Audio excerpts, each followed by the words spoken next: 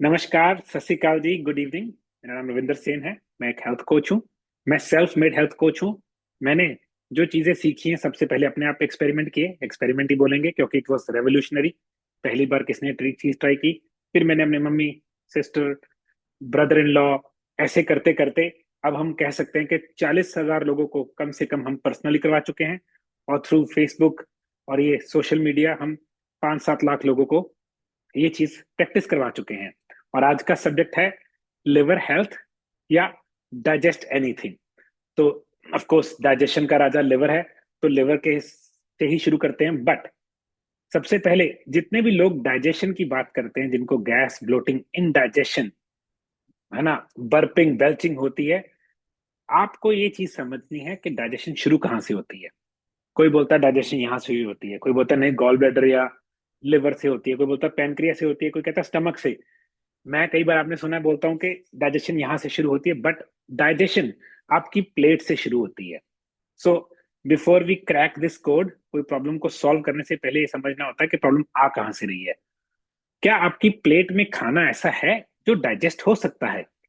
अगर वो डाइजेस्टेबल ही नहीं है तो आप जितनी मर्जी इंडाइजेशन, डाइजेशन, लिवर, कुछ भी ले लीजिए, वो हेल्प नहीं करेगी।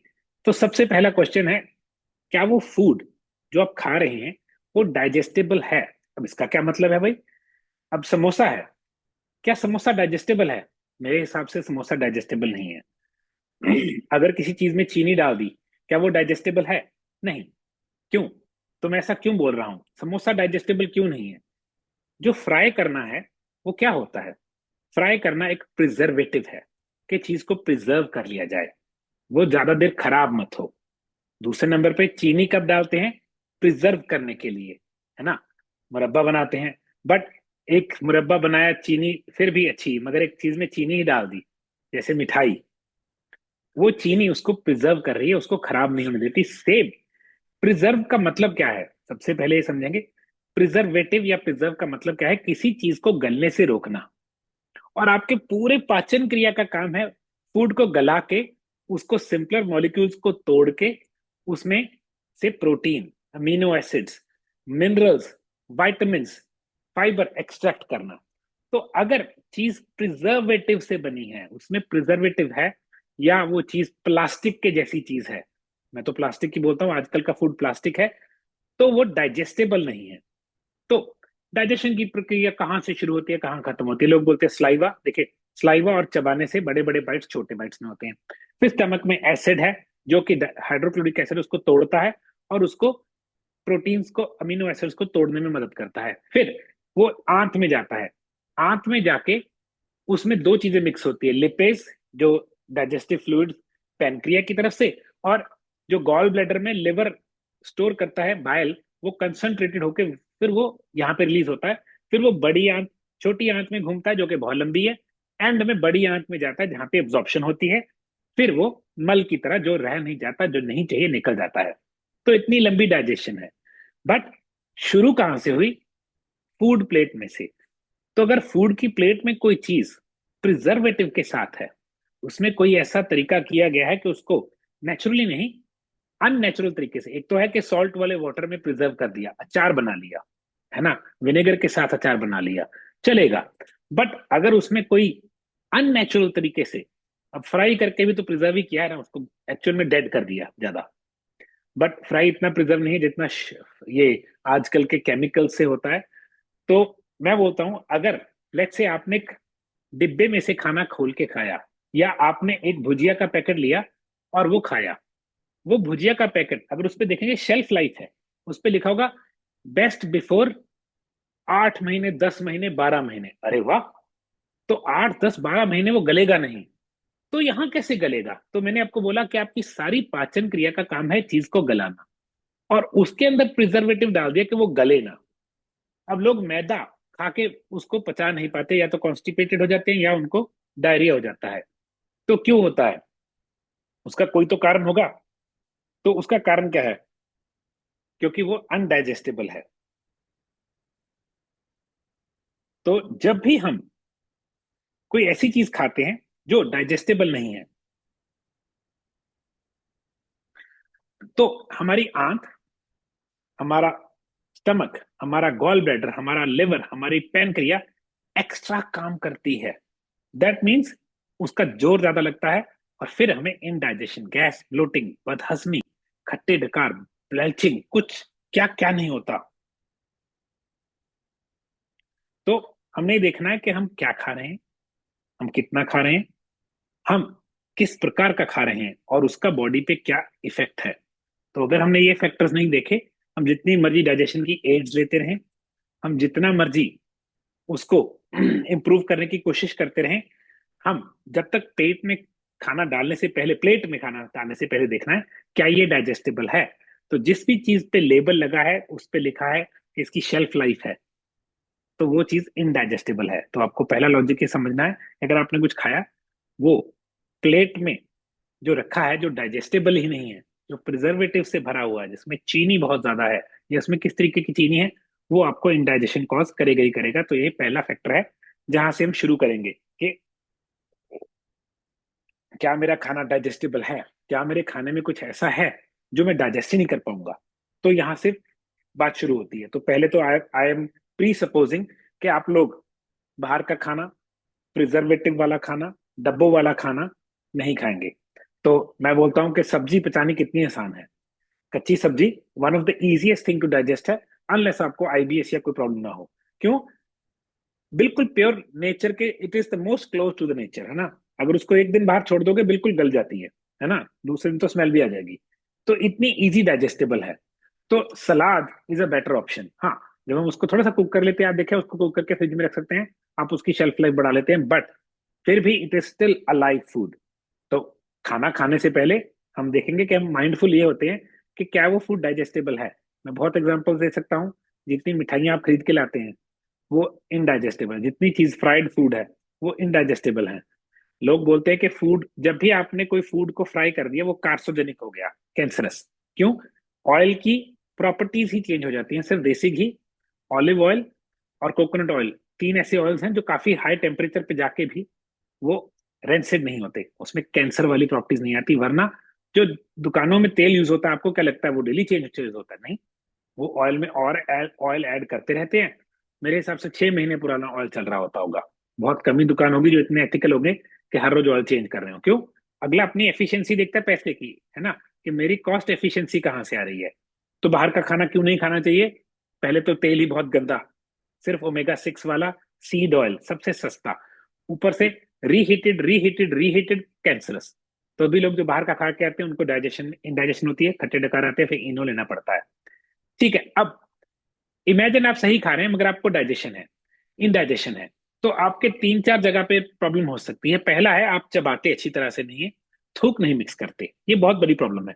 कुछ लोग मोटी मोटी ग्राइयां, जिसको पंजाबी में बोलते हैं कि, है ना, बाइट से अंदर ले जाते हैं, तो उनके स्टमक एसिड पे प्रॉब्लम आती है। तो सबसे पहली स्टेज है, चबाया अच्छा तरह से जाए, थूक मिक्स होगा, डाइजेशन होगी, छोटे छोटे चंक्स में जाएगी।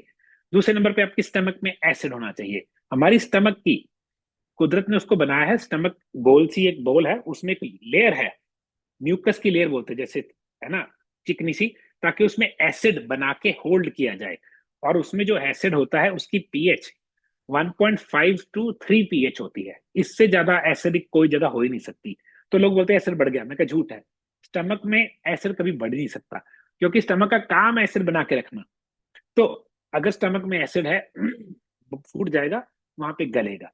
बट अगर आपको स्ट्रेस है, आपकी एज ज्यादा हो गई है, आपने बहुत खाना खाया है, आपका स्ट्रेस कम है, सॉरी, आपका स्टमक एसिड कम है, अब दूसरी नंबर पे प्रॉब्लम आ गई, खाना यहाँ पे जाके गला ही नहीं, उसमें से वायरस नहीं मरे, उसमें से पैथोजन नहीं मरे, उसमें बैक्टीरिया नहीं मरा, मोल्ड, एल्गी, कुछ भी हो सकता है। तो ये इंडाइजेशन कॉज करने वाली जगह अगली है। नंबर तीन, लिवर। अगर लिवर अच्छा नहीं है तो वो बाइल की क्वांटिटी या क्वालिटी नहीं बना पा रहा। वो लिवर गॉल ब्लैडर में बाइल स्टोर करता है। अब जब आप खाना खाते हैं, जो स्टमक के बाद आंत में जाता है, तो वहां पे गॉल ब्लैडर पिचकता है, और बाइल स्टमक इंटेस्टाइन को लाइन करता है, फैट सॉल्युबल विटामिन को तोड़ता है, और हमें फूड को डाइजेस्ट करने में मदद करता है। ये बाइल ही जिसके कारण हमारे मल का रंग येलोइश होता है, क्योंकि बाइल पीले रंग का होता है। और नेक्स्ट है पेनक्रिया। पेनक्रिया कई एंजाइम्स बनाती है, लिपेज है उसका एक नाम। वो एंजाइम्स डाइजेशन ट्रिगर करने वाले एंजाइम्स हैं। अगर पैनक्रिया अच्छी कंडीशन में नहीं है, आप डाइजेशन नहीं कर पाएंगे। तभी कई बार लोग जो डाइजेस्टिव एंजाइम्स देते हैं उसमें पैनक्रियाटिक एंजाइम्स भी बीच में डाले होते हैं। तो हम समझेंगे कि कितनी स्टेजेस हैं जहां पे गड़बड़ हो सकती है। स्लाइवा और बाइटिंग स्टेज, एसिड की स्टेज, लिवर और गॉल ब्लैडर की स्टेज, पैनक्रिया की स्टेज। मगर इससे सबसे पहली स्टेज कौन सी है? Digestible food. अगर आप खाएंगे ही इनडाइजेस्टेबल चीज, जैसे मेरे मेरे लिए दूध डाइजेस्ट करना मुश्किल है। मेरे लिए, मेरे को लैक्टोज और केसीन तंग करते हैं। तो अगर मैं दूध पीता हूँ, मेरा स्टमक उसको डाइजेस्ट नहीं कर पाता, मैं ब्लोट हो जाता हूँ, मुझे गैस होती है। तो मुझे पता है कि कोई फायदा नहीं है, कि इसको जब पीते हैं ये तंग करता है। ऐसे ही लोगों को, कईयों को मैदा, किसी को कई बहुत रेयर केस होते हैं जिनको ब्रोकली या गोभी भी इनडाइजेस्टेबल होती है। हम उनको बोलते हैं थोड़ी सॉटे करके या स्टीम करके खाइए। शुरू शुरू में we have to do that. तो हमने ये सीखना है कि स्टेजेस कहाँ से क्या क्या है। अब इंटरेस्टिंग है, अगर आपको भूख नहीं थी, आपकी लिपिज ट्रिगर ही नहीं होती, आपका स्टमक एसिड उतना बनता ही नहीं है जितना चाहिए। तो अगर आपने बिना भूख के खाना खाया, दैट मीन्स आपको भूख नहीं थी, मगर टाइम देखा, यार 1 बज गया, लंच कर लें, ये क्या बात बनी। मैं हंसता होता हूँ। तो मैं बोलता हूँ कि क्योंकि मेरे पास मेरे मामा जी का पेट्रोल पंप है, मैं टाइम के हिसाब से तेल डलवाऊंगा, या मेरे पास पैसे ही बहुत हैं तो मैं टाइम के हिसाब से तेल डलवाऊंगा कार में। I am giving an example of petrol pump, कि मेरे रिश्तेदार का पेट्रोल पंप है, तो मैं टाइम टू टाइम पेट्रोल डलवाऊंगा, not because of the need of the car, just because मेरी जेब में पैसे हैं। ये तो लॉजिक ही नहीं है। बट हम अपनी ये वाली जो गाड़ी है हमारी, ये भी तो कार्बन ऑक्सीजन इंजन ही है। इसमें हम टाइम देख के फ्यूल डालते हैं, सुई देख के नहीं। तो सुई देखने का मतलब क्या है? Are you hungry? जब आप हंग्री हैं, आपका लिपिज रेडी है, आपका बायल रेडी है, आपका स्लाइवा रेडी है, आपका स्टमक एसिड रेडी है। यही तो 4 चीजें हैं। तो बिना भूख के खाया खाना, आपको देखा मजा नहीं आता। यू डोंट हैव स्लाइवा, पहले तो उतना स्लाइवा ही नहीं है, स्टमक एसिड नहीं है, लिपिज नहीं है, बायल नहीं है। तो यहाँ पे लोग गलती करते हैं। जो पहली गलती है, क्या आपकी बॉडी फ्यूल के लिए रेडी है? अगर आप, ये मैंने पिछले सेमिनार में बोला था, अगर आप ये छोटी सी बात पकड़ लें और इसको हर बार प्रैक्टिस करें, आप अपनी फ्यूचर की इंडाइजेशन, लिवर हेल्थ, सब कुछ सॉल्व कर लेंगे। तो जब भी नेक्स्ट टाइम भूख लगे, अब जैसे मेरे को आज मैंने 1 मील अ डे की है, I was a little hungry, है ना। सेमिनार से पहले मैंने अपनी चाय बनाई, I use coconut milk in it, है ना, organic coconut milk, organic coconut, organic black tea. तो मैंने अपनी चाय ली, मुझे भूख तो ज्यादा थी नहीं, तो मैं क्यों खाऊं। तो वो बात है ना, कि मैं पेट्रोल पंप पे तब जाऊंगा जब मुझे भूख लगेगी। अगर भूख नहीं है, मैं किसी ना किसी तरीके से टाइम निकालूंगा। कई बार तो ब्लैक टी से या ग्रीन टी से भी काम चल जाता है। सो ये पॉइंट है, भूख है कि नहीं, फिर खाना खाएंगे, क्या खाएंगे वो तो बात की बात है। अब जिन लोगों को गैस ब्लोटिंग जल्दी हो जाती है, उनके लिए काढ़ा है। रेसिपी नोट कर लीजिए, इतना स्वाद सूप बनता है। मैं जब लंबी फास्टिंग में होता हूँ, उसका सूप पीता हूँ। आपने 1 टीस्पून अजवाइन, 1 टीस्पून जीरा, 1 टीस्पून सौंफ, तीनों ले लेने हैं। पानी बॉयल करना है, इन तीनों को डालना है, एक एक आधा, सॉरी, एक एक चम्मच तीनों का पानी ले लीजिएगा, 1 बड़ा कप। और उबलता हो तभी डालिएगा। उसके बाद ऊपर प्लेट रख के सिम कर दीजिए। इसको 5-7 मिनट बॉयल होने दीजिए, बड़े प्यार से, क्योंकि ज्यादा ऊपर ढक्कन रखा हुआ है तो स्टीम नहीं निकलेगी ज्यादा। और स्लो है, बिल्कुल स्लो है, तो इसकी न्यूट्रिशन डेड नहीं होगी। 5-7 मिनट के बाद बंद कीजिए। अब इसमें आप अपने हिसाब से नमक डालिए, सेंधा नमक, काला नमक आप डाल सकते हैं, रॉक सॉल्ट डाल सकते हैं। अगर आप इसको बढ़ाना चाहते हैं, आप इसमें थोड़ी सी काली मिर्च भी डाल सकते हैं, वो आपकी मर्जी है, कई लोगों को काली मिर्च लगती है। ये एक ऐसा सूप है जो डाइजेशन का राजा है। तीनों चीजें इसमें डाइजेशन के लिए हैं। ये आपके बाइल को, लिपेज को ट्रिगर करेगा, ये आपके स्टमक एसिड को ट्रिगर करेगा। और अगर आपको गलती से ब्लोटिंग है भी है, आप ये तब ले लीजिए। और जो मेरा सबसे अच्छा बेनिफिट है इसका, इसको पीने के बाद ना भूख मर जाती है, बड़ा इंटरेस्टिंग है। तो जैसे इस वक्त मेरी कंडीशन थी कि मुझे भूख थी भी मगर नहीं भी, बट नॉट रियल भूख थी। तो मैंने क्या किया, मैंने कुछ ऐसी चीज ले ली जो मुझे फीलिंग लगे कि मैंने कुछ लिया, बट मैं फास्टिंग में रह जाऊं। तो अगर मेरे पास टाइम होता तो मैं वही बनाता चाय की जगह पे, would have been a better solution. तो अगर आपको थोड़ी सी भूख है, या आपको लगता है कुछ ले लेते हैं ना, आदत पड़ी है बॉडी की, तो ये सूप बनाइए। ये आप सुबह खाली पेट ले सकते हैं, ये आप खाने के साथ ले सकते हैं। बहुत ही इंटरेस्टिंग है, क्योंकि ये डाइजेशन के फ्लूइड्स को ट्रिगर करता है। और ये आप शाम को ले सकते हैं, रात को ले सकते हैं। बहुत इंटरेस्टिंग है, हेल्प बहुत ज्यादा करता है, ब्लड शुगर ठीक करता है, इन डाइजेशन को हेल्प करता है, गैस ब्लोटिंग में हेल्प करता है, और डाइजेस्टिव एंजाइम्स बनाने में हेल्प करता है। तो अगर आप इसको ठंडा पीना चाहते हैं ये भी कर सकते हैं कि आप ये बनाइए, इसको ठंडा कर लीजिए। अब इसमें डालिए नींबू, नमक ठंडा करने के बाद, और इसमें चाहे एप्पल साइडर या इसके साथ एप्पल साइडर और बीटेन लेके, ये उसके साथ लेके फिर खाना खाइए, इवन बेटर। तो जब भी आपको गैस या इंडाइजेशन है, मैं तो बोलता हूँ इसको बना के रख लीजिए फ्रिज में। जिन लोगों को लिवर को हेल्दी रखने का दिला है, इसको बना के रख लीजिए, कांच की बोतल में रखिएगा, चाहे 5 दिन रख लें, कोई प्रॉब्लम नहीं है। जब दिल किया, इसको डाला ऊपर, अगर ठंडा पीना है बीच में नमक डाला, नींबू डाला, एंड हैव इट। से आपका एक अच्छा डाइजेशन ट्रिगरिंग ड्रिंक बन गया है। और जब भूख नहीं है, थोड़ी सी है, दिल करा है, और तो और इसमें आप सोडा वाटर होता है जो है ना, क्लब सोडा बोलते हैं, वो डाल के इसको अच्छा इंटरेस्टिंग ड्रिंक, इसमें पुदीना डालिए, क्लब सोडा डालिए, है ना, और ये पी सकते हैं एज अ ड्रिंक। ठीक है। अब एक चीज है, जब इनडाइजेशन है, जब गैस ब्लोटिंग है, मेरी एक मसाज है, आप वीडियो नोट भी कर लीजिए, रविंदर सैन लिवर मसाज। हमारे यहाँ पे इस जगह राइट साइड पे जहाँ पे रिब केज शुरू होता है, यहाँ पे आपने लेट जाना है, यहाँ पे मसाज करनी है, सेंटर से लेके बाहर, जहां भी दर्द है उसको दबाना है, पसलियों के ऊपर नहीं, जहां सॉफ्ट शुरू होता है। तो सी शेप होती है ऐसे, सेंटर से शुरू करना, राइट जाना है, जहां जहां दर्द है वहां पे थोड़ा सा एक्यूप्रेशर टाइप मसाज, फिर लेफ्ट साइड। ये जिन लोगों को लिवर का इश्यू है उनको दिन में 2 बार कम से कम करनी चाहिए। कई लोगों को तो मैं 3 बार कराता हूँ। ये साथ के साथ राइट शोल्डर पेन, हेडेक्स, मिग्रेन्स, कई लोगों को शैटिका में भी हेल्प करता है, क्योंकि इसके नीचे से एक नर्व निकल रही है, उस नर्व का नाम है द फ्री नेक नर्व। जब भी यहाँ पिंच होती है, दर्द यहाँ या राइट हिप की तरफ जाता है, उस केस में ये लिवर मसाज, अगर आप पूरी वीडियो चाहते हैं, मेरे रविंदर सैन लिखिएगा यूट्यूब पे, रविंदर सैन लिवर मसाज, पूरी वीडियो मिल जाएगी, आप देखिएगा, यू विल अंडरस्टैंड कि इसका लॉजिक क्या है। अगली चीज, आपको एक और चीज करनी चाहिए, आपको हर खाने के बाद थोड़ी सी सौंफ खानी चाहिए, जो भी लोग इस इनडाइजेशन गैस ब्लोटिंग से तंग है।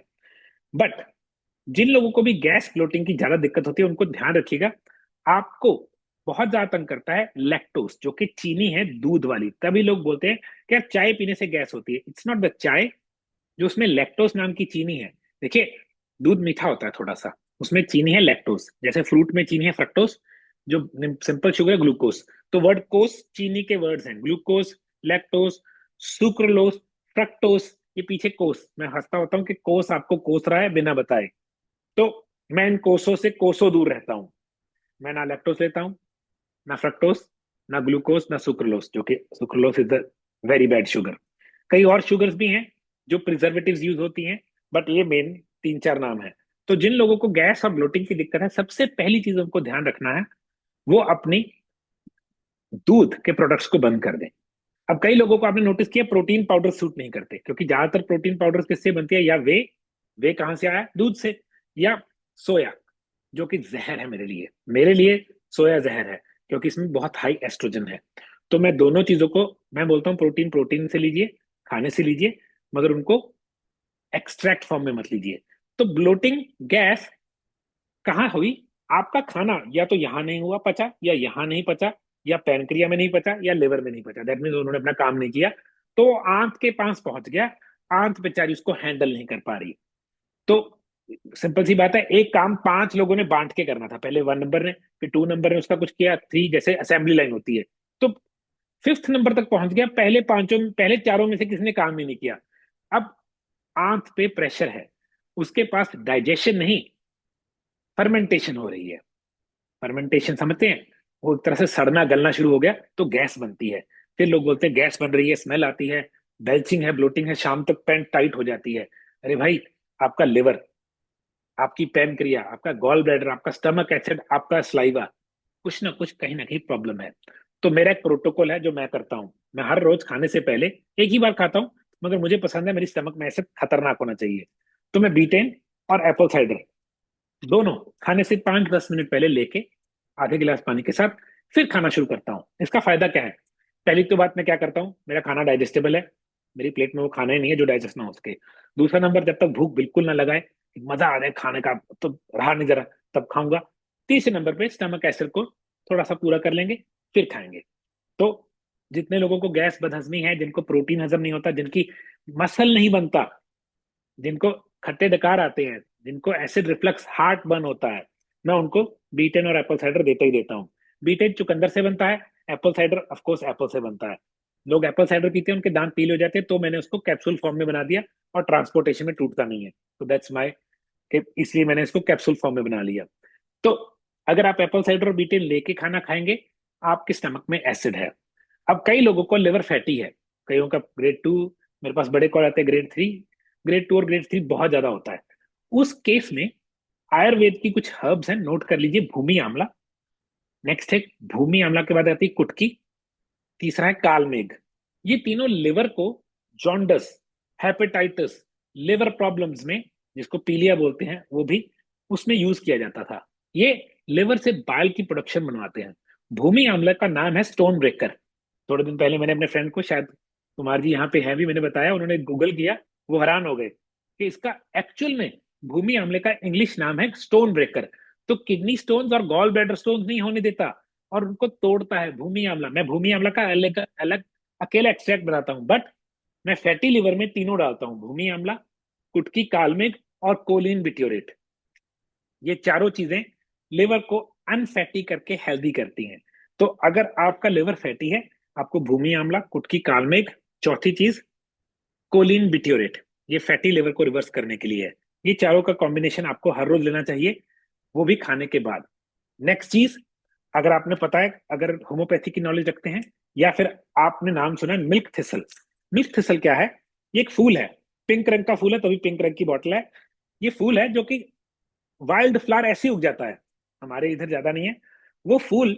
उसमें एक कंपाउंड है सिलीमेरेनियम, जो कि लिवर को दोबारा रिजुविनेट करता है। मगर सिर्फ फूल में नहीं, उस पूरे पौधे में प्रॉपर्टीज हैं। तो लोग अकेला मिल्क थिसल एक्सट्रैक्ट ले लेते हैं, मैं कहता हूं नहीं, मिल्क थिसल कॉम्प्लेक्स लेना है। Milk thistle has to be a complex, क्योंकि उसकी पत्तियों में अलग पावर है, उसकी स्टेम में अलग पावर है, उसके फूल में अलग पावर है। We need complex. तो मिल्क थिसल कॉम्प्लेक्स आपकी ब्लड स्ट्रीम में रहना चाहिए। तो जो लोग ड्रॉप लेते हैं उनको अभी बता रहा हूँ, एक बार में नहीं लेना। मैं इसकी 3 से 4 गोलियां देता हूँ, सुबह दोपहर शाम रात, या सुबह दोपहर रात। क्यों? जब तक ये ब्लड में है तब तक लिवर को काम करेगा। एक ही बार 3 गोली ले लेंगे काम नहीं करेगा, बांट के लेंगे बहुत ज्यादा काम करेगा। तो फैटी लिवर डिटॉक्स में 2 गोलियां बोलते हो, जब मर्जी ले लो, बट ये चाहे खाली पेट है चाहे खाना खाए, सुबह दोपहर शाम रात, अगर बहुत लिवर फैटी है, वरना सुबह दोपहर रात। क्यों? हमने लिवर को हर रोज डिटॉक्स करना है। अब इतनी जरूरी क्या है? हमारे खाने में पेस्टिसाइड है, हमारी हवा में पोल्यूशन है, हमारे एनवायरमेंट में बहुत स्ट्रेस है, जिससे कोर्टिसोल बनता है जो लिवर को तंग करता है। लोग चीनी खाते हैं जो लिवर को तंग करती है। लोग बहुत ज्यादा कैफीन ले लेते हैं। लोग गंदे ऑयल्स खाते हैं, वो सारे गंदे ऑयल्स आपके लिवर को ओवरलोड करते हैं। गंदा ऑयल है रिफाइंड ऑयल। कोई भी सीड ऑयल अगर आप लेते हैं, आपका लिवर टेंशन में है। सीड ऑयल में इवन सरसों इज अ सीड। सिर्फ एक सीड ऑयल ऐसा है जो आपके लिवर को तंग नहीं करता, एक्चुअल में उसकी मदद करता है। वो सबसे बड़ा सीड है दुनिया का, उसका नाम है कोकोनट। तो अगर आप कोकोनट ऑयल यूज करते हैं, वो आपके लिवर के लिए बहुत अच्छा है, क्योंकि कोकोनट में एमसीटी है, उसमें ल्यूरिक एसिड है। ल्यूरिक एसिड माँ के दूध में होता है या कोकोनट ऑयल में होता है, जो आपके लिवर को टनाटन करता है। तो मैं ऑयल कौन सा यूज करने के लिए बोलता हूँ? बेस्ट है A2 गाय का देसी घी, बिलोना मेथड से बना हुआ ऑलिव ऑयल। क्योंकि ऑलिव, उसके ऑलिव ऑयल जो होता है, वो ऑलिव के बीज से नहीं बनता, उसकी पिट से बनता है, जो उसका गुद्दा होता है। सेम एवोकाडो ऑयल उसके सीड से नहीं बनता, उसकी पिट से बनता है। या फिर देसी घी हो गया, कोकोनट ऑयल हो गया, बहुत अच्छा है। ये 3 4 ऑयल्स हैं जो आप यूज कर सकते हैं। बट सीड ऑयल, आप अगर लिवर आपका अनहेल्दी है या लिवर को हेल्दी रखना चाहते हैं, सीड ऑयल जिसमें ओमेगा 6 है सिर्फ, या फिर जो जीएमओ, जो कि बिल्कुल जहर है, कॉटन सीड, इसके आजकल आगे बहुत सारे नाम आ गए हैं, सनफ्लावर, है ना, ये सब इनमें क्या है, रिफाइंड ऑयल जिनको आप बोलते हैं, वो लिवर के लिए बहुत ही बुरे हैं। चीनी और रिफाइंड ऑयल लिवर के बहुत बुरे हैं। एक चीज और बोलता हूँ जो हर बार बोलता हूँ, लोग नहीं मानते, मैं बार बार बोलता हूँ, शायद इन्फ्लुएंसर 10 20 साल में कैचअप कर लें, फ्रूट आपके लिवर के लिए जहर है। ये बड़ी बार लोग बोलते हैं कि रविंद्र यार ऐसा क्यों बोलते हो?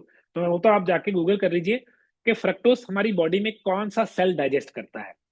फ्रक्टोज चीनी है जो फ्रूट्स में है, हमारी बॉडी में सिर्फ एक सेल है जो फ्रक्टोज को डाइजेस्ट करता है, वो है लिवर सेल, जो पहले ही बेचारा ओवरवर्कड है, काम ही काम कर रहा है। जो फैटी है उसको और काम क्यों दूं मैं?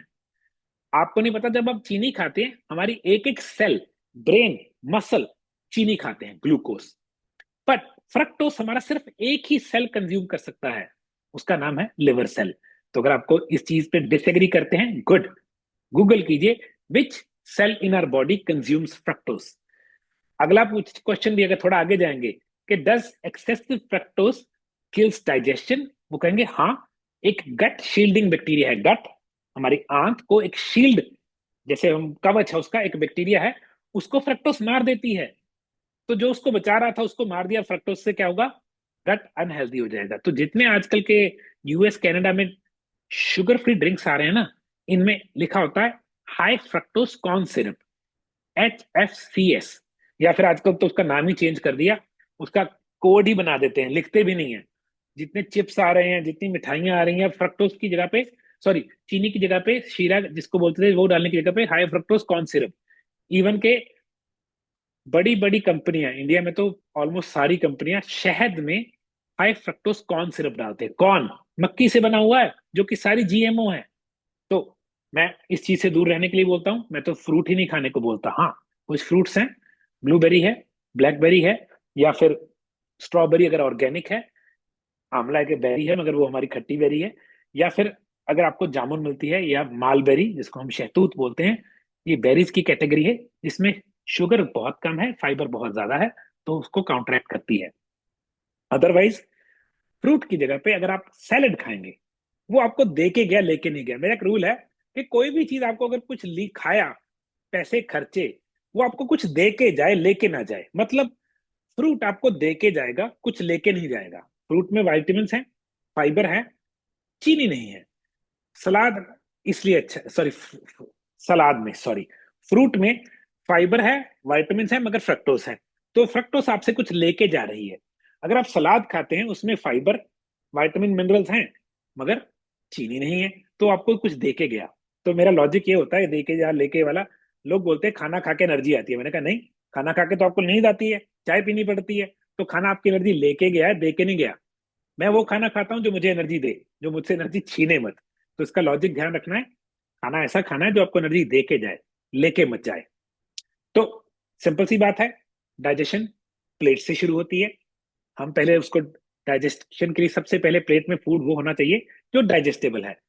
प्रिजर्वेटिव वाला, चीनी वाला खाना नहीं होना चाहिए। जितने भी पैक्ड फूड्स हैं वो प्रिजर्वेटिव और चीनी वाले हैं। देखिए, मैं बोलूंगा आप इंस्टेंट नूडल लेके आए, उसको 2 मिनट में बन जाती है, और उसमें जो पैकेट डालते हैं हम, उसमें अजीनो मोटो है, हाईएस्ट प्रिजर्वेटिव है मेरे लिए, हाईएस्ट चीनी है मेरे लिए।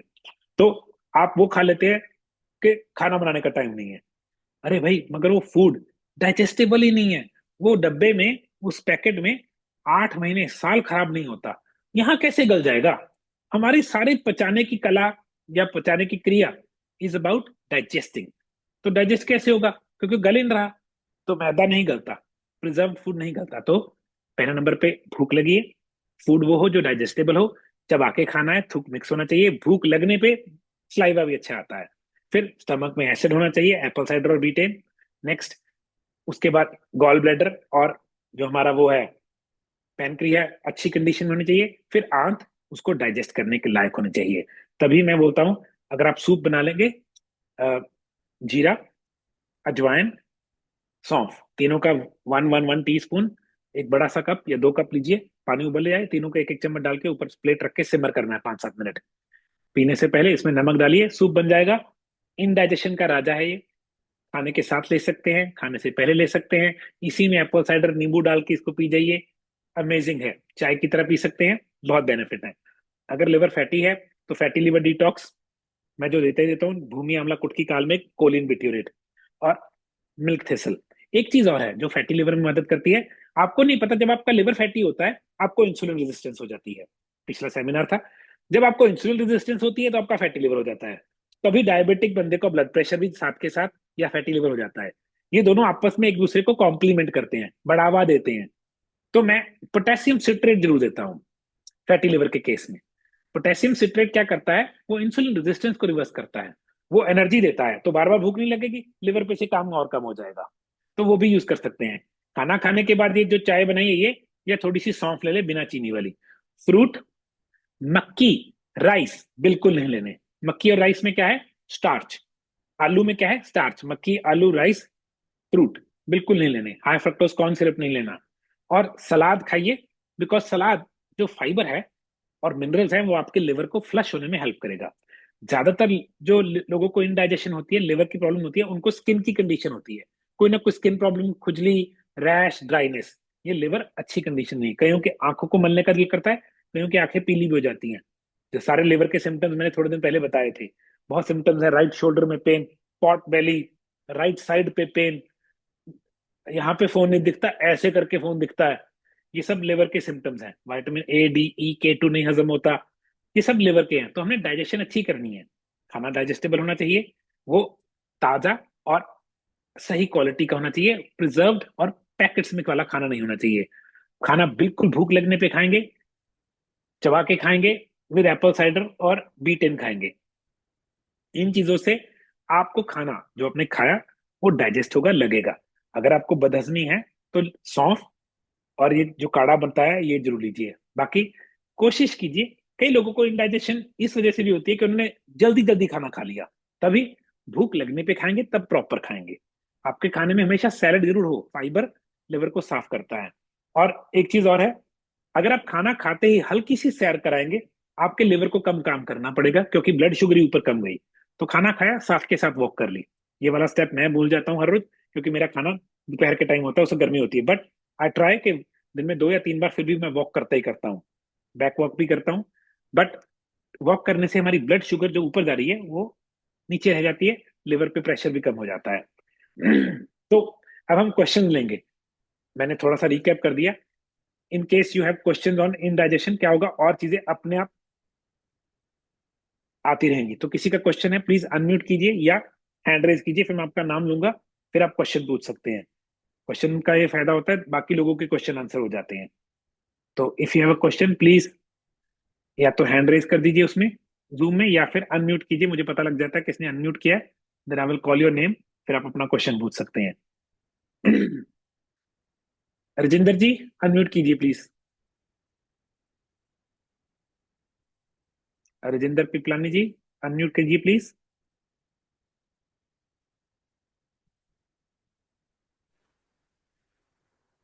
जी सर, हाँ can you hear sir, me? मेरे को दो क्वेश्चन से। हाँ, मैंने थोड़ी आज बिल्कुल सही तरह आ रही है। जी जी। एक, मैं चुकंदर और गाजर ਦੀ ਕਾਂਜੀ ਬਣਾਈ ਸੀ।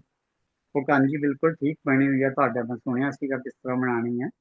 ਉਸ ਨੂੰ ਲੈਣ ਦਾ ਸਭ ਤੋਂ ਚੰਗਾ ਟਾਈਮ ਕਿਹੜਾ ਹੈ ਤੇ ਕਿੰਨੀ देखिए, ਲੈਣੀ ਚਾਹੀਦੀ?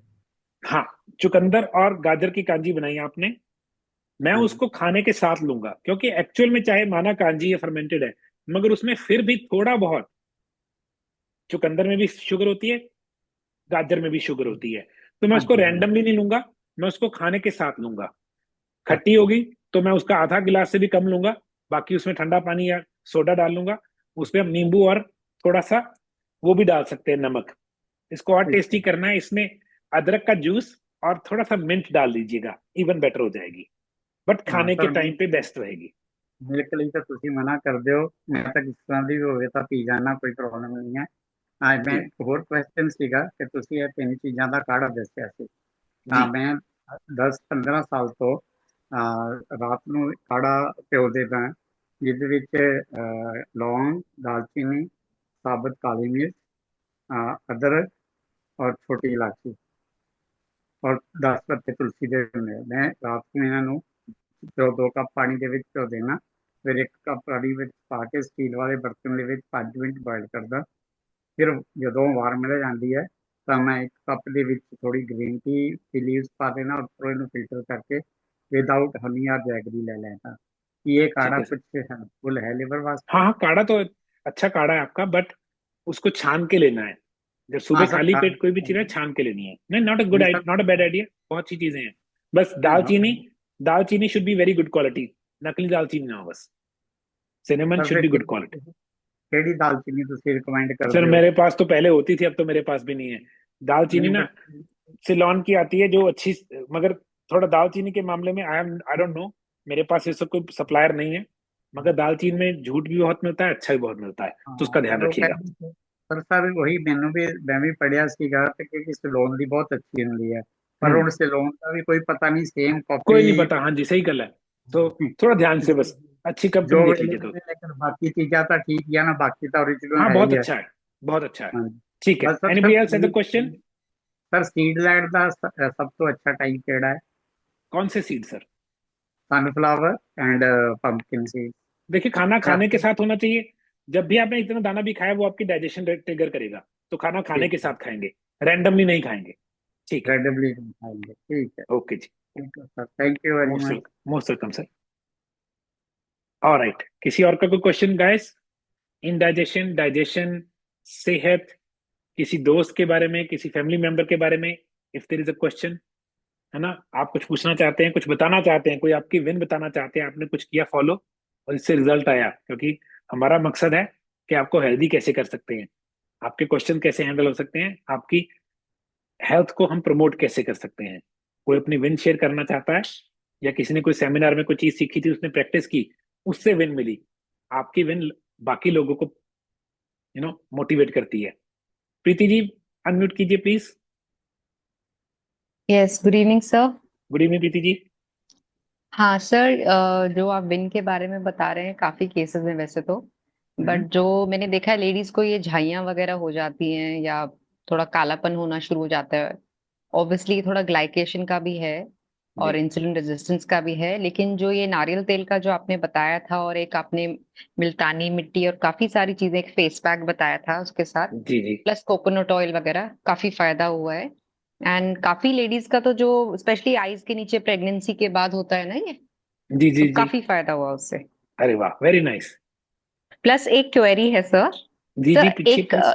हाँ, एक लेडी है जिनको के मतलब वेट जैसे लॉस हो गया है, वेट लॉस हुआ है, और उनको अभी अचानक से मतलब प्रोग्राम करके उनको 1 साल हो गया था, अभी उनको अचानक से हाथों पे मतलब आर्म्स जो होते हैं ना, मतलब शोल्डर हम्म। के नीचे वाले आर्म्स, एल्बो से ऊपर, वहां उनको कालापन और खुजली होनी शुरू हुई, तो she just called me up कुछ दिन पहले।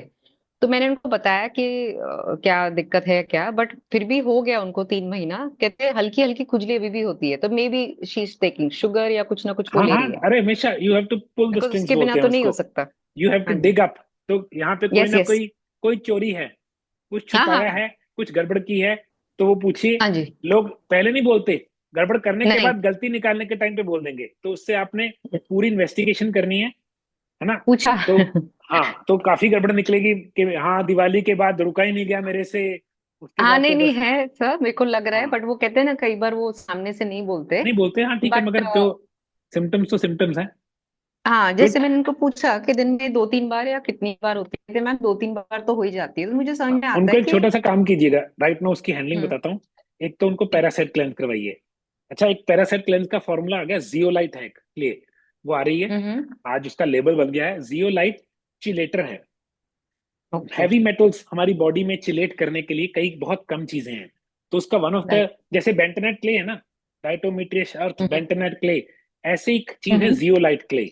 मिलती नहीं है मेरे ओके। पास, बहुत मुश्किल से सप्लायर मिला हाई क्वालिटी का, 2-4 दिन में आ जाएगी। तो जियोलाइट, बायोक्लेंस, ये करवाऊंगा मैं उनको।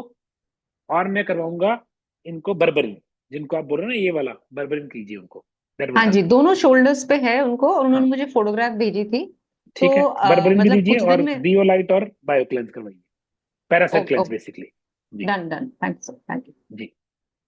हर्ष जी, क्वेश्चन पूछिए हर्ष। नमस्ते सर जी। नमस्ते sir. Thank you for giving me the opportunity to ask the question. No problem जी, बताइए आपने, पूछिए। जी सर, मैं ये जानना चाहता हूँ, एक और थेरेपी मैंने सुनी हुई है जिसमें extra sorry. Virgin olive oil और एप्सम साल्ट का इस्तेमाल करके लेक्सेटिव की तरह लिवर की क्लीनिंग बोली जाती है, सो कॉल्ड। उसके बारे में क्या आपको जानते हैं, कुछ ओपिनियन अपनी बता सकते हैं? सर मैं कोई भी अंग को ना एक्सेसिव प्रेशर डाल के साफ करने में बिलीव नहीं करता। अनीमा ओके करने से सर। आंत साफ हो जाती है, अगले 3 दिन पॉटी नहीं आती, ये क्या फायदा हुआ? ऐसे ही लोग एप्सम सॉल्ट या ऑलिव ऑयल एकदम से लिवर को तंग करके ना, वो छोटे छोटे दिख जाते हैं, पॉलिप्स आ गए, बोलते हैं स्टोन साफ हो गए, नहीं, वो बेचारा तंग हुआ। अगर आप एक अच्छी रूटीन को लंबी तौर, वे तो बात होगी ना, कछुए और रैबिट वाली स्टोरी याद आ गई, कि एक ने एक ही बार भाग लिया, एक चलता रहा। Long range should be looked at. एकदम से प्रेशर डालेंगे, उसका कोई ना कोई साइड इफेक्ट आएगा। अगर आप डेली ऑयल खाते हैं, जैसे मैं देसी घी यूज करता हूँ, मैं 4 से 5 चम्मच देसी घी खा जाता हूँ, मेरा बाइल हर रोज रिलीज हो रहा है, डेली हो रहा है। ऊपर से अगर बाइल की दिक्कत है, भूमि आंवला या फैटी लिवर डिटॉक्स बहुत हेल्प करता है, सौंफ बहुत हेल्प करती है। बट ये एप्सम सॉल्ट, ये एक्चुअल में आप देखिएगा, अगर आप देखेंगे एप्सम सॉल्ट आउटसाइड एप्लीकेशन के लिए तो है, खाने के लिए नहीं है एक्चुअल में।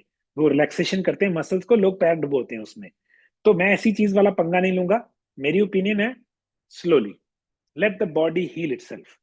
एकदम से पंगा मत लीजिए, एकदम से बॉडी को किसी भी चीज में इतना प्रेशर नहीं करते, एक्सेसिव हो जाता है वो, फ्यूचर के लिए लाइबिलिटी बन जाती है।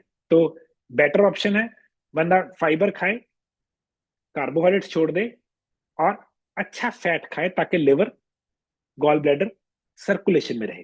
That is a better option जी। गाइस, किसी और का question? Anybody else has a question और want to share something? Jagjit Kaur sir जी, सत मेरा श्री एक अकाल। और क्वेश्चन है। हाँ जी, जगजीत सत जी, श्री अकाल सर। सत श्री अकाल हाँ जी, जी, सत श्री सत श्री अकाल। अकाल ਸਰ। ਜੇ ਗਾਲਬਲੈਡਰ ਰਿਮੂਵ ਕੀਤਾ ਹੋਇਆ ਤਾਂ हम्म, ਫਿਰ ਦੇਸੀ ਘਿਓ ਦਾ ਕਿੰਨਾ बेनिफिट रहता है ਉਹਦਾ खान ਦਾ बहुत या बेनिफिट और है। अरे कोई चक्कर नहीं है। भूमि आंवला लीजिए, मेरे पास अकेला भूमि आंवला का एक्सट्रैक्ट है इस वक्त। भूमि आंवला आपके लिवर के बाइल की जो क्वांटिटी है उसको बढ़ाता है। मगर जिसका गॉल ब्लैडर रिमूव है उसको थोड़ा सा ध्यान रखना पड़ता है। उनको फ्रीक्वेंट मील्स नहीं करनी चाहिए। फ्रीक्वेंट मील समझते, 2 4 5 बार नहीं खाना चाहिए, क्योंकि हाँ हमारे नहीं, उसके पास गॉल ब्लैडर नहीं है। तो लिवर गॉल ब्लैडर में बाइल स्टोर करता है, बाइल उसको कंसंट्रेट करता है, जब खाना आता है तो उसको पिचकता है, गॉल ब्लैडर में मिक्स कर देता है। तो अगर आपके पास गॉल ब्लैडर नहीं है, थोड़ा ध्यान रखेंगे। एक तो ज्यादा सीड्स एंड नट्स नहीं खाएंगे। अगर सीड्स एंड नट्स खा लेते हो, हजम हो जाते हैं, कोशिश करिए उनको रात को पानी में भिगो के, नमक और नींबू वाले पानी में भिगो के, अगले दिन उसकी स्किन उतार के, नट्स की जिसकी उतर सकती है, अच्छी तरह धो के फिर भी खाने के साथ खाएंगे, और खाना बार बार नहीं खाएंगे। तो इस केस में ऑफ कोर्स बीटेन और एप्पल साइडर बहुत हेल्प करता है, क्योंकि ये डाइजेशन को रिलैक्स करते हैं। दूसरी चीज, भूमि आंवला बहुत हेल्प करता है इसमें जी। सर भूमि आमले का तो नाम की रखा है भूमि आमला ही है हाँ, जो भूमि आंवला मंगवाना रखा है, बिल्कुल नाम उसका भूमि आंवला, Ravinder Sen, ji. Bhumi Anwala ji. Thank you sir. Welcome जी, वेलकम।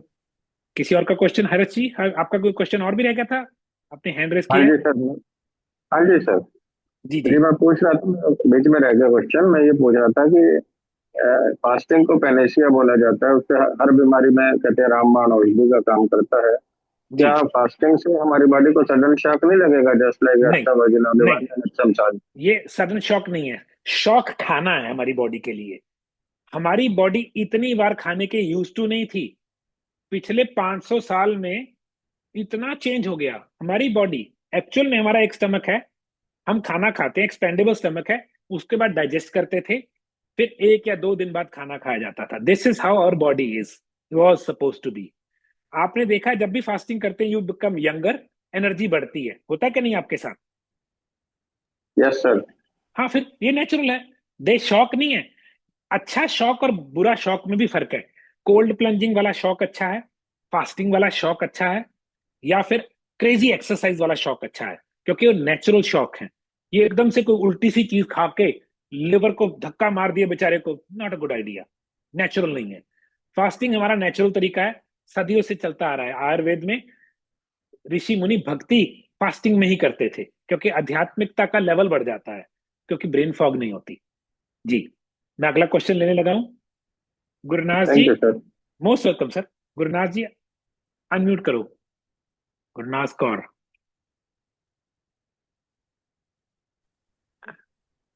हाँ हेलो जी, मैम। सत श्री अकाल जी। सत श्री अकाल जी, कितों बोलते हो मैम? सर पंजाब ਤੋਂ ਹੀ ਬੋਲਦੇ ਆ। हाँ जी, पूछो मैम। सर भूमि आमला लेना कितना है? मैं तो देखो 2 गोली लूंगा डेली। अगर बहुत दिक्कत है तो दिन में 3 बार, वरना 2 गोली बहुत है, सुबह शाम एक एक। Doesn't matter. अगर आपको, हाँ, डाइजेशन अच्छी नहीं है, liver missing, gallbladder missing है, तो खाने के साथ, वरना डजेंट मैटर। इसके बहुत बेनिफिट्स हैं। किडनी स्टोन को तोड़ता है, गॉल ब्लैडर स्टोन नहीं होने देता। भूमि आंवला के बेनिफिट, मेरे पास एक पूरी फाइल है इसकी रिसर्च की, जो मैंने पीडीएफ रिसर्च पीछे लोगों को बोला था कि लोग ले भी सकते हैं। तो खाने के साथ बेस्ट है, एक एक, सिंपल, ਓਕੇ ਸਰ। खाना खाने के बाद जी। ਸਰ ਜਿਹੜੇ ਆਪਣੇ ਮੱਸੇ ਜੇ ਨਿਕਲਦੇ ਆ ਨੈਕ ਤੇ ਬਰੀਕ ਬਰੀਕ, ਇਹ ਵੀ ਲੀਵਰ ਦੀ ਪ੍ਰੋਬਲਮ ਹੀ ਹੈ? इंसुलिन रेजिस्टेंस, जो इसको स्किन टैग्स बोलते हैं, इस पे आयोडीन लीजिएगा। आयोडीन आती है, आयोडीन लगा हाँ, दीजिएगा इस पे, वो हेल्प करती है, झड़ जाएंगे। बट रूट कॉज इसका इंसुलिन रेजिस्टेंस, प्री मीठा डायबिटीज मतलब। से पहले इंसुलिन रेजिस्टेंस, हाँ जी, चीनी थे, कार्बोहाइड्रेट्स थे, स्टार्च। हाँ जी, मतलब चीनी जी। वही है, मीठा ज्यादा खानी है सर मैं बहुत। फिर देखो पोटेशियम, फिर तो आप ऐसे करो ना, बर्बरिन, पोटेशियम, एप्पल साइडर और मैग्नीशियम, ये तो मंगवा लीजिए, और भूमि आंवला। जी। अच्छा जी। जी। ਤੇ ਸਰ ਜਿਹੜੀ ਐਲਪੀਪੀ ਹੈ ਫੇਸ ਤੇ ਜਿਵੇਂ ਇਹ कि एलपीपी मतलब? ਲਾਈਕਨ ਕੁਝ ਕਰਕੇ ਹੈ, क्या? ਸਕਿਨ ਦੀ ਡਿਜ਼ੀਜ਼, ਕਾਲਾ ਹੋ ਜਾਂਦਾ ਪੂਰਾ ਚਿਹਰਾ। अच्छा अच्छा, ठीक है जी। ਹਾਂਜੀ, ਜਿਵੇਂ ਸਨ ਐਕਸਪੋਜ਼ਰ ਨਾਲ, ਕਿਉਂਕਿ ਮੈਂ ਆਡਿਟ ਡਿਪਾਰਟਮੈਂਟ 'ਚ ਜੌਬ ਕਰਦੀ ਸੀ ਤੇ 9 to 4 ਮੈਨੂੰ ਸਨ 'ਚ ਹੀ ਰਹਿਣਾ ਪੈਂਦਾ ਸੀ, हम्म। ਗਲੀਆਂ ਗੁਲੀਆਂ ਦੀ ਮਿਹਨਤੀ ਦੇ ਚੱਕਰ ਵਿੱਚ। ਤੇ अच्छा, ਮੇਰਾ ਮੂੰਹ ਹੋ ਗਿਆ ਪੂਰਾ ਹੀ ਉਹ ਬਲੈਕ। ਤੇ ਇਹ ਕੀ ਹੈ ਸਰ, ਐਲਪੀਪੀ ਹੈ ਜਾਂ ਪੀਆਈਐਚ, ਕੀ ਹੋ ਸਕਦਾ ਮਤਲਬ? मैम देखिए, सबसे पहले इंसुलिन रेजिस्टेंस ठीक कर लीजिए, शायद सारे ठीक हो जाए। कई बार ना वो कालापन इंसुलिन रेजिस्टेंस की वजह से होता है। ਮੈਨੂੰ ਫਿਰ ਮਿੱਠਾ ਛੱਡਣਾ ਪੈਣਾ ਪੂਰੀ ਤਰ੍ਹਾਂ? आपको मीठा तो ऑफकोर्स छोड़ना पड़ेगा जी, क्योंकि मीठा इंसुलिन रेजिस्टेंस का मेन कॉज है। आप ऐसे कीजिए ना, हम्म। आप सिमी जी को फोन करके प्रोग्राम ले लीजिए 2 महीने का, हम छुड़वा लेंगे, डोंट वरी। अच्छा जी। हम ही छुड़वा लेंगे, अपने आप कर लेंगे हम, नॉट टू वरी। ओके। जी। ओके, थैंक ओके जी, most welcome. Next question please.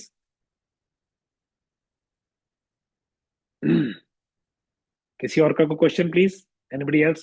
कोई अपनी विन बताना चाहता है, क्वेश्चन पूछना चाहता है, तो मोस्ट वेलकम।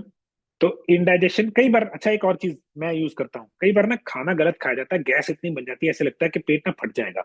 साथ के साथ एक्टिवेटेड चारकोल ले लीजिए, वो पॉइजन को सक करता है। अगर पेट खराब हो गया, फूड पॉइजन हो गई है, या गैस बहुत गंदी बन गई है, साथ के साथ एक्टिवेटेड चारकोल ले लीजिए, इट हेल्प्स अ लॉट। वो क्या करता है, पॉइजन को अपने साथ जोड़ लेता है, आंत में उनको डाइजेस्ट नहीं होने देता। That is also one thing. अगर आपको इन्फेक्शियस डायरिया हो गया है, कि बहुत इन्फेक्शन से डायरिया हो गया, बर्बरिन, बर्बरिन के इतने फायदे हैं, दारू हरिद्रा, दारू हल्दी कहीं भी यूज कर सकते हैं। लोग उसको सिर्फ ये सोचते हैं कि वो बर्बरिन इज ब्लड शुगर को लो करती है, वो एक तरीका है। और भी बहुत सारे तरीके हैं बर्बरिन यूज करने के, एंटीसेप्टिक है, एंटीबैक्टीरियल है, एंटी फंगस है ना, बहुत सारी चीजें यूज करती है। शायद ये मुझे लगता है, मैं इसके ऊपर रिसर्च है। ये तीनों जो चीजें मैंने बोली हैं गारंटी नहीं है, मगर इसके ऊपर रिसर्च है। I will make another video on berberine. ठीक है, किसी और का कोई question before we end of guys? क्योंकि I like to answer questions, उसमें क्या होता है, किसी और का क्वेश्चन आंसर हो जाता है। सो अगर किसी का क्वेश्चन नहीं है, तो that's all we will do. And I like you guys to be healthy, मेरा यही विश है आप लोगों के लिए कि आप हेल्दी रहें, सेहतमंद रहिए। और अगर आप लोग इंटरेस्टेड हैं, पंजाब में हैं, मेरे घर पे सेमिनार अटेंड करना चाहते हैं, you can let me no, मैं एक ग्रुप बना दूंगा कि आई डोंट माइंड अगर संडे को हम सेमिनार करें घर पे, आई वुड लव इट अगर आप आ सकते हैं Patiala. If you guys are interested, let me know. And ये वीडियो यूट्यूब पे जाएगी, अगर आपको अच्छी लगी प्लीज शेयर कर दीजिए, किसी और को उसकी डाइजेशन और लिवर में हेल्प होती है। And thank you very much, आपने टाइम निकाला, आप आए। Have a good night, bye.